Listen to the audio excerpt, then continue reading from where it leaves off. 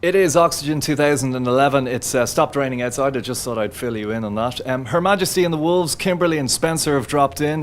Guys, you've been together for a little while. Did you have an idea when you formed about what type of music you wanted to make and what way you wanted it to sound?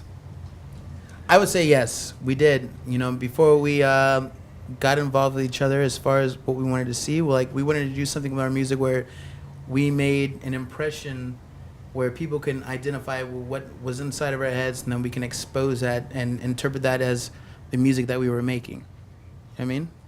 Mm-hmm. Does that make sense? No, it makes perfect sense. Even for a non-music person like myself. I mean, Kimberly, you've judged on Got to Dance. Firstly, what was that like? And secondly, does it help you understand more about making music?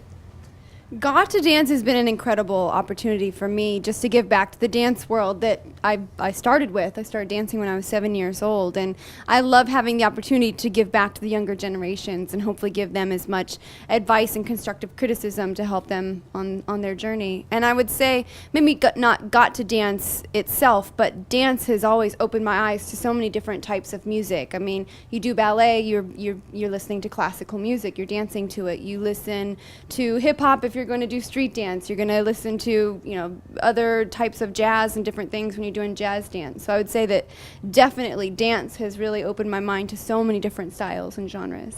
Do you have any advice for someone who can't dance like me? I have what you call a rhythm deficiency. Every time I try and dance, it just looks, people go, my God, what's wrong with them? I think that you just have to own it. Whether you've got moves or not, as long as you don't care and you just go for it, even if it's goofy, it's the best thing ever. It's called a free feeling, man. Anything that's coming out of you, it's called express yourself. That's all it is. Maybe I'm just caring too much. I don't know. I'll have to true. think about that. Stop caring. A little bit more. Gotta let go a little bit more. You play the saxophone, is that correct? I do. Do you still play a lot? Or? I do.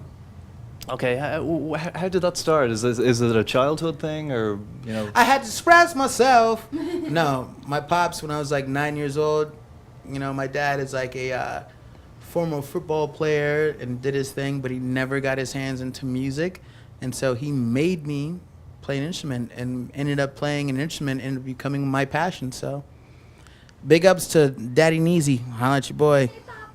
And I also read that you have a business degree, or did you leave doing a business degree to pursue music? International business. Yeah,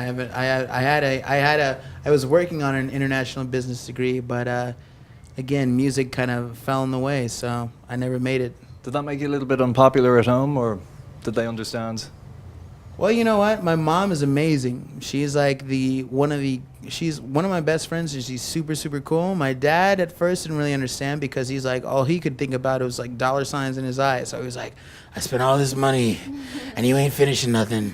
He's like, I'm gonna keep a foot up your ass, da-da-da, until he saw, and he was like, now he's over here like, Spencer, do you want me to come down there?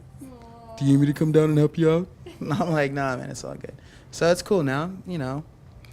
It's called the process of life, man. You never know which way it's going to take you, and you never know how people are going to take it, you know. And especially when it comes from your parents, it's important when they understand. I understand when they understand, basically. So I respect the fact that they respect what I do. You know what I mean? Yeah. No, it's nice to hear. And I mean, the Pussycat Dolls, you were in the band for quite a while. Was that a very positive experience for you?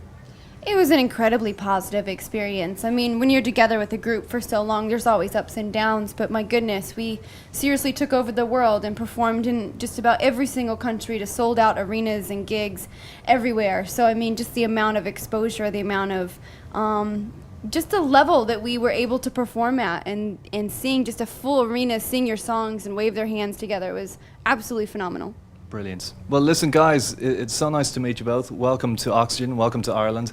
Glad that you got through all the flooded roads and things like that. And looking forward to seeing you later on. It all added to the festival experience. Yo, it was. I'm not going to lie, by the way. I bought a pair of these so-called wellies, which I call rain boots, and I haven't used them once. And look how clean my shoe is. You see that? Look how clean my shoe is. Where was this whole thing where I was supposed to wear wellies at? I haven't seen it yet. Where is it at? I don't know. I don't know. We'll find you some mud to jump in, though. Right. I'm not looking for it. I'm not saying I'm looking for it. Everyone told me I was going to be in it. That's all I'm saying.